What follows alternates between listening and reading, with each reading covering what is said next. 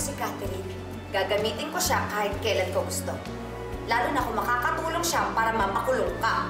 Pakawalan siya! Hindi ako! Bakit, ha? Sige na, ha?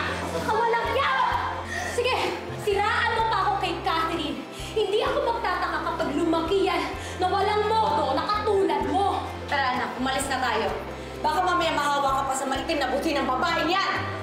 Bilib din ako sa sikmura mo eh, no? Bukod sa kaya mong sikmurahin ang sarili mo sa hiya. Kaya mong sikmurahin ng iba't ibang klase ng pagtatrader, no? Pinaglaruan mo kami lahat eh. Wala ka naman tinulungan kundi ang sarili mo eh. Dahil sa ginawa mo yan, nakala ko kailangan pa kitang pilayan para makalayo ka kay Isabel. Ikaw rin pala gumawa ng paraan para hindi ka na makalapit sa kanya eh. Salamat! Sabihin mo lang, Isabel, kung ayaw man ako habang may panahon pa. Kapag sumuko ka sa laban na to, it doesn't mean that you're weak. I know change is difficult. Hindi, Benedict. Matapang akong babae. Haharapin ko at lilinisin ko ang pangalan ko. Si Isabel kasi siya yung pinakapasensyosa at pinakamapagmahal na tao na nakilala ko. At dahil sa ugali niyang yan, maraming tao na nagmahal sa kanya. Maswerte nga ako dahil ako yung pinili mo.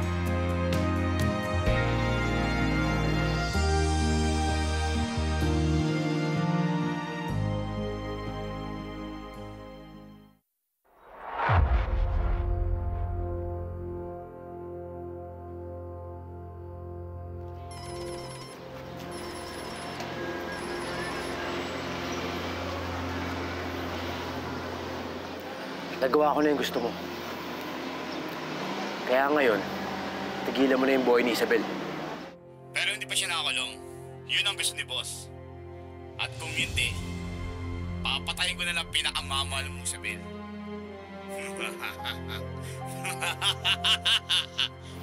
Hayop ka.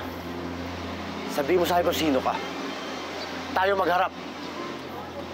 Ipapakain ko sa lahat ng mga sinasabi mong kagaguhan. Asan ka?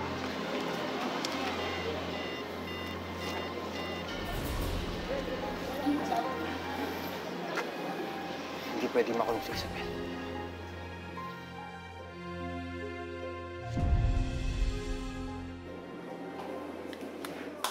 Onay, gusto ko sana mag-sorry sa'yo. Hindi niyo na ako madadala sa bait-baitan niyo. Dahil alam ko na kung ano kayo. Onay,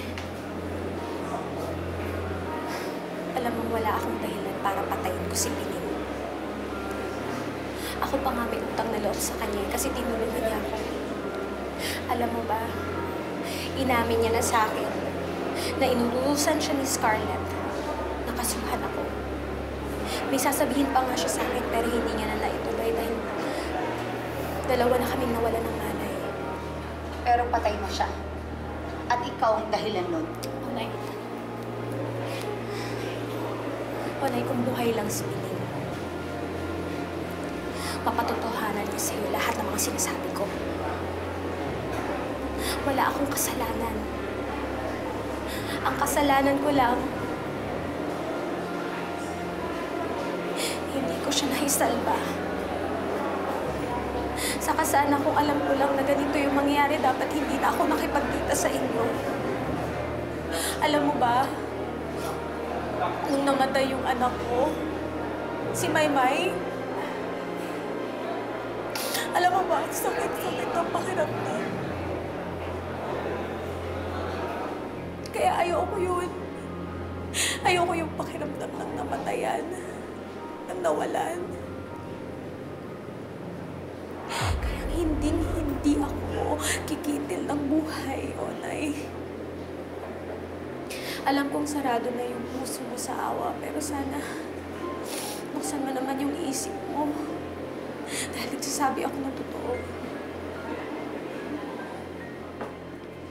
Kaya pala sa labas pa lang, naririnig ko may ngumanguwa. Bakit, Isabel? Na-expect mo ba talaga na makakatakas ka pa dito? Para sabihin ko sa'yo, parating na yung bangungot mo. Guard! Onay, Guard! Onay. Pwede ba, Isabel? Hanggang dito ba naman dinadala mo yung kadramahan mo? Wala kang malilimos na awa. Pumatay ka, kaya dapat magdusa ka. Ilabasin na na to! Ma'am, tara na po. Nagkakalat ng peking luha. Baka mamaya may madulas o maniwala pa sa babaeng yan eh. Tara na po, ma'am. Onay, huwag kang maniniwala sa kanya. Huwag kang mag-alala. Wala rin namang maniniwala sa kanya. Kailangan niya pagdusahan ng ginawa niyang kasalanan.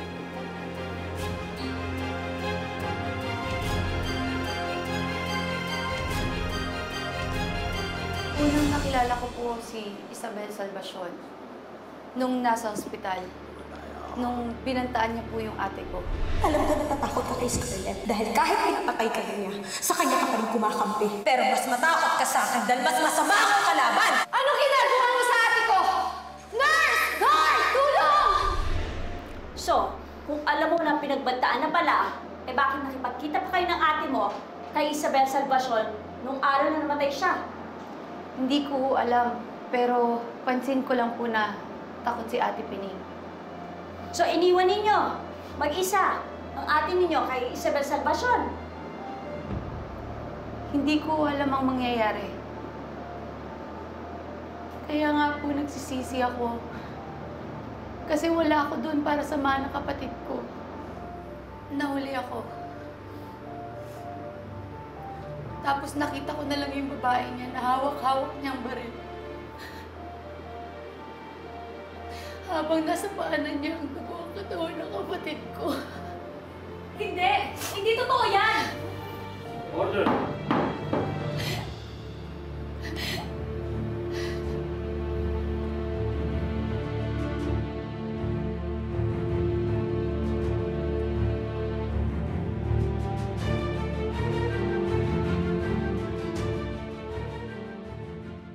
Kung hindi niyo mahanap sa buong Pilipinas ang hinayupak na pumatay kay Pining, edi hanapin niyo sa buong mundo.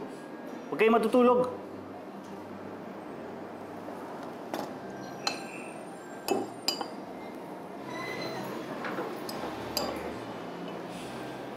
Benedict, Mainit ang ulo ko. At mainit pa ang dugo ko sa'yo. Kaya kung ako sa'yo, umalis ka na. pwede ba? Makinig ka muna sa akin. Bakit ako makikinig sa'yo?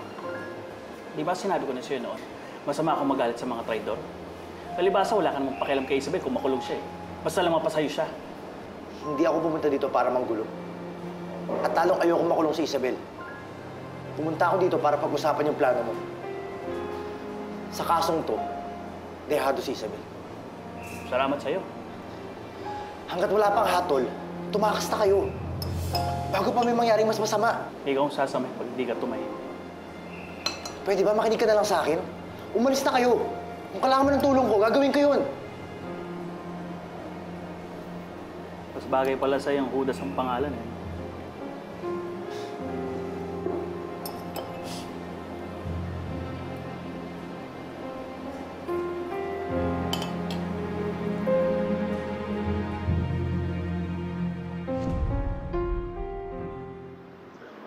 Maraming beses na po akong sinaktan at pinagbantaan Isabel Salvacion. Kaya po nung tumawag sa akin si Pining at sinabi niya pinagbantaan siya ni Isabel, naniwala po ako. Nung una na iligtas ko siya, pero nung uli wala na rin po ako nagawa. Mabait na tao si Pining.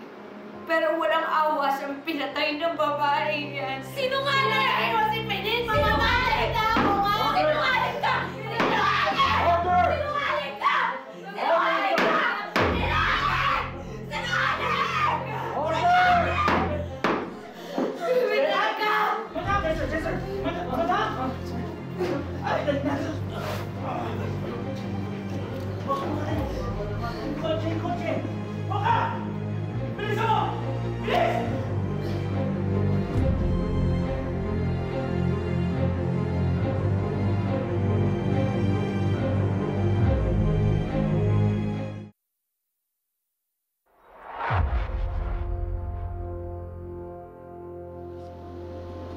Wow!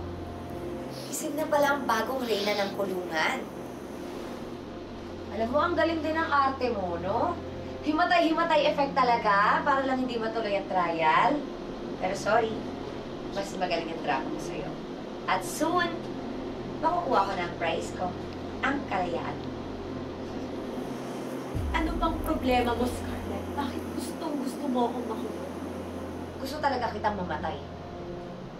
Dahil isa kang malaking tinik sa lalamunan ko. Dahil noon pa lang, masyado ka ng pabida.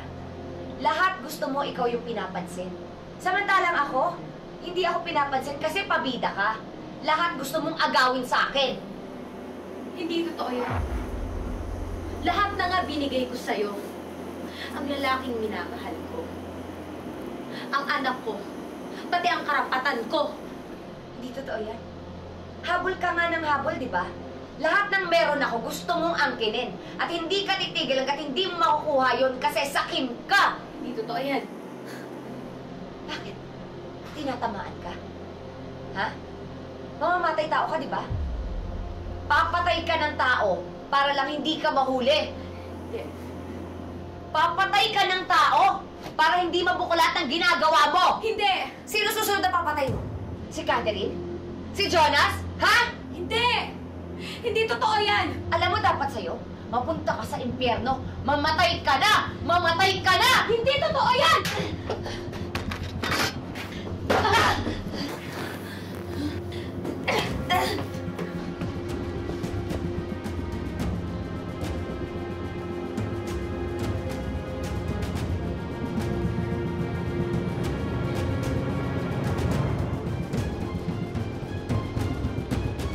Anong ginawa mo sa mami ko? Kailan ka? Hindi! Hindi totoo yan!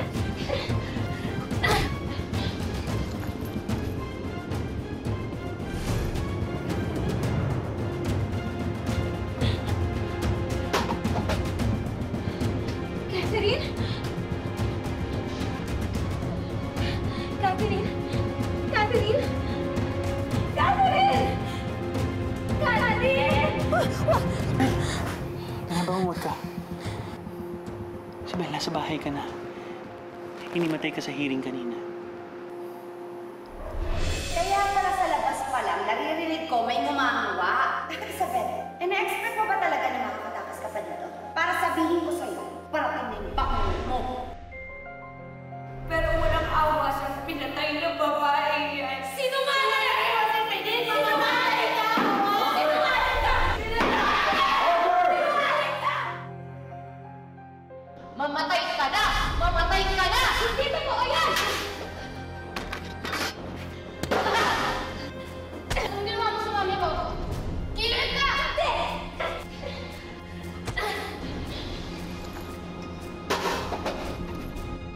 Catherine!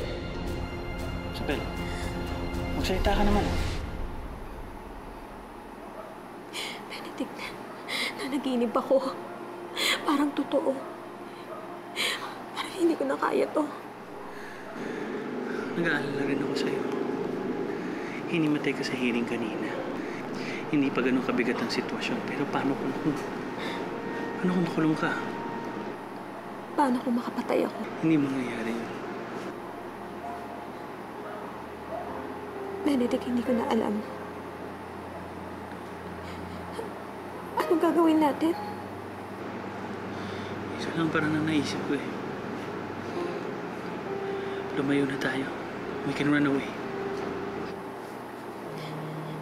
Pero paano natin gagawin yun? Hindi na tayo makalabas ng bansa. Mas mapapahamak ako nandito ka.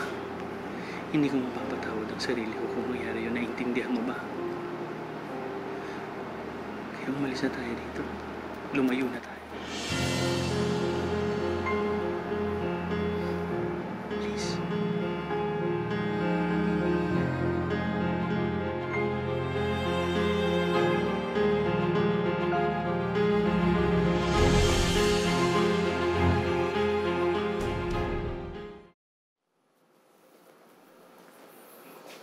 I'm sorry, all circuits are busy. Bakit hindi ko Please kayo try calling makontak? again later. I'm sorry, all circuits are busy. Please try.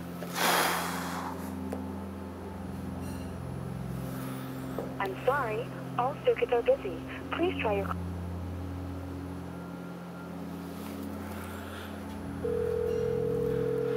Mocha, please, please, please, sagutin mo, sagutin mo. Hello, Mocha? Mocha, huwag mo ibababa, please. Hindi ko kasi matawagan sina Benedict at saka si Isabel eh. Kailangan ko silang makausap. Sabihin mo maniwala naman sila sa akin, no? Tumakas na sila habang may pagkakataon pa. Hindi nyo na sila kailangan makausap. Tatakas naman talaga sila ngayon. Ano? Tatakas?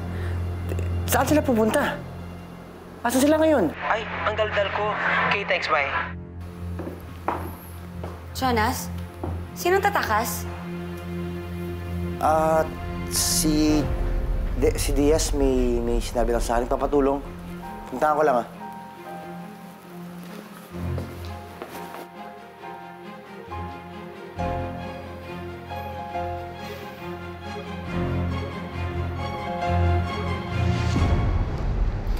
Okay na yun, Mocha. Panaginip lang naman yun. Saka ngayon, aalis naman na kami, kaya hindi ko na kailangang isipin yung bangungot na yun.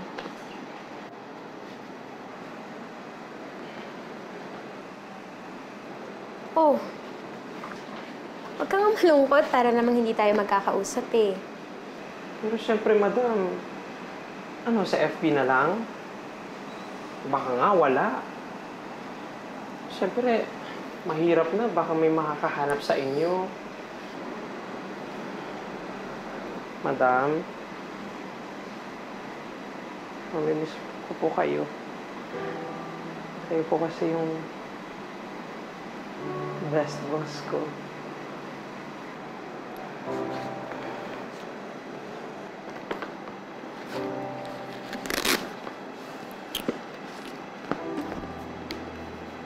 Mocha, halika. Po? Sino ka dito? Bakit po? May bibigay ako sa'yo. Yan?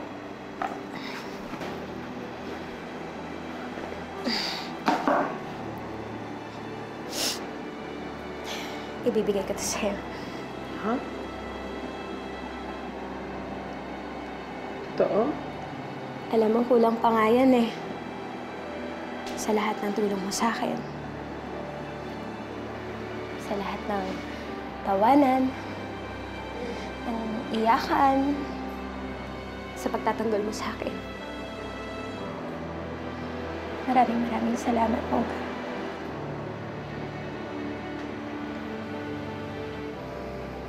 Huwag mo kong kakalimutan, ha? I swear. Totoo nga, ayoko naman talaga umalis eh. Kaso, ito yung gusto ni Benedict. At every time nakikita niya ako, nasasaktan kasi siya. Lalo lang siya nag-aalala. Eh, paano naman po si Sir Jonas? May sarili na kami buhay ni Jonas. Si Catherine po. Sa totoo, ayoko naman talaga iwan si Catherine. Pero naisip ko kasi na nakakagulo lang ako sa buhay niya. Kasi wala na lang kaming ginawa ni Scarlett kundi magbangayan naman magbangayan. Ayoko siyang lumaki sa isang environment na puro na lang away. Pero mawawalan siya ng nanay. Pero may mommy naman siya eh. Saka importante, hindi naman siya mag-isa.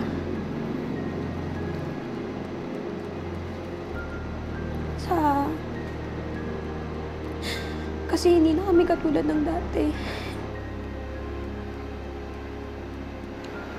Hindi pwede, madam. Hanggat di ka nakakapagpaalam sa kanya.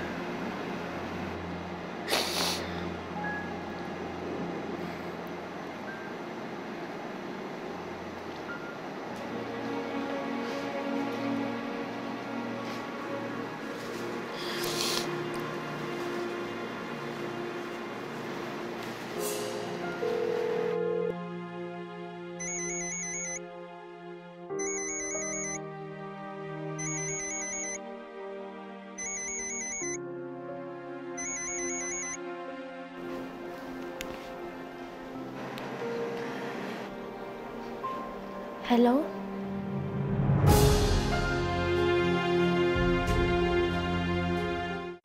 Hello, Catherine. Anak. Anak mo ibababa. 5 minutes lang to. Siguro nasabi ko na sa'yo lahat ng gusto kong sabihin. At sana sa konting panahon na magkasama tayo, sana nakabaon naman ako sa'yo. At sana naipadama ko sa'yo na mahal na mahal kita. Kung nagkulang man ako sa'yo sa mga nagawa ko, pasensya na. Kung nasaktan kita sa mga bulong, sa lahat, maniwala ka sa akin. Hindi ko gustong nasasaktan ka. Catherine, anak, kung makalimutan mo man ako,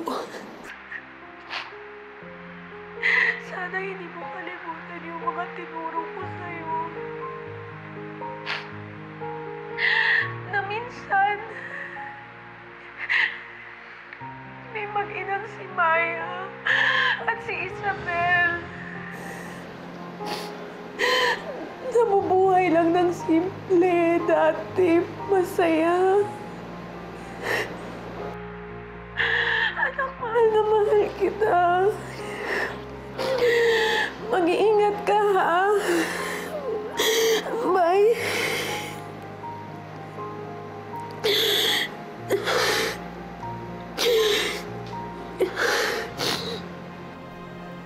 Nanay? Nay? Anak? Matutulog na ako, ha? Maaga pa tayo bukas. Oh. Iiyak ka ba? Catherine, sabihin mo sa akin. Tumawag lang po si Nanay. Yung babaeng yan talaga! Ano sinabi niya sa'yo? Nagsorry lang po siya. Nagpaalam po. Nagpaalam? Saan sila pupunta? Asan sila ngayon? Jonas, sino tatakas? Si Diaz may sinabi lang sa akin. Papatulong. Punta ko lang. Anak, pupuntahan ko lang siya. Akong bahala, ha? Saan ka lang?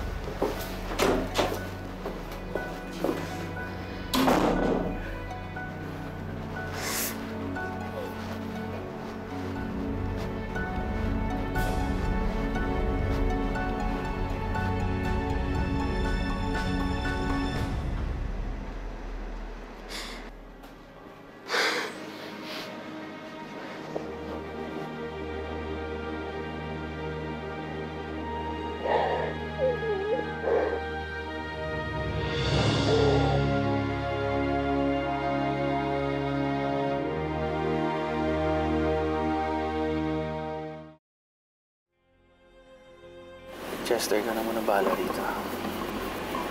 Samantala lang naman ito. Kayo maglala mo. O marami.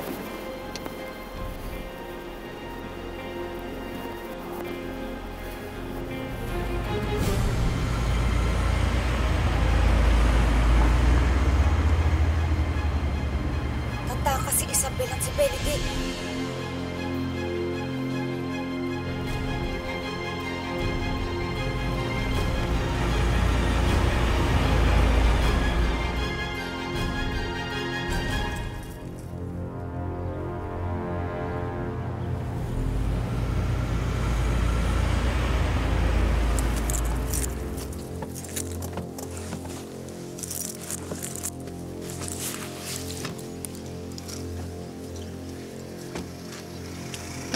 Benedict, ano ba? Makakatakas pa tayo?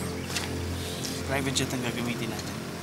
Mas madaling makapuslit palabas ng Pilipinas dahil wala naman nag-check. Sige. Chester, yung mga gamit, ha?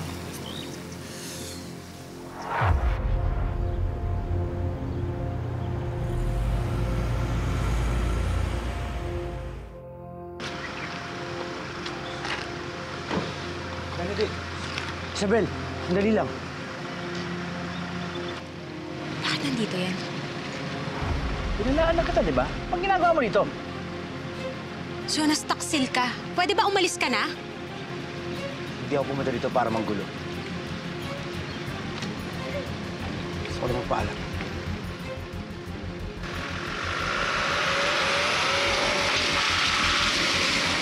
Ang ibig sabihin nito, ano sila tinawagan?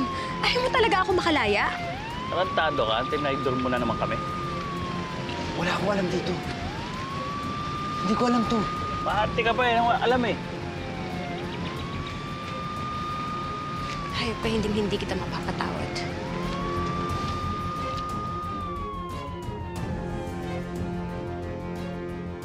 And imposes the indeterminate sentence of 10 years of prison mayor as minimum to 14 years.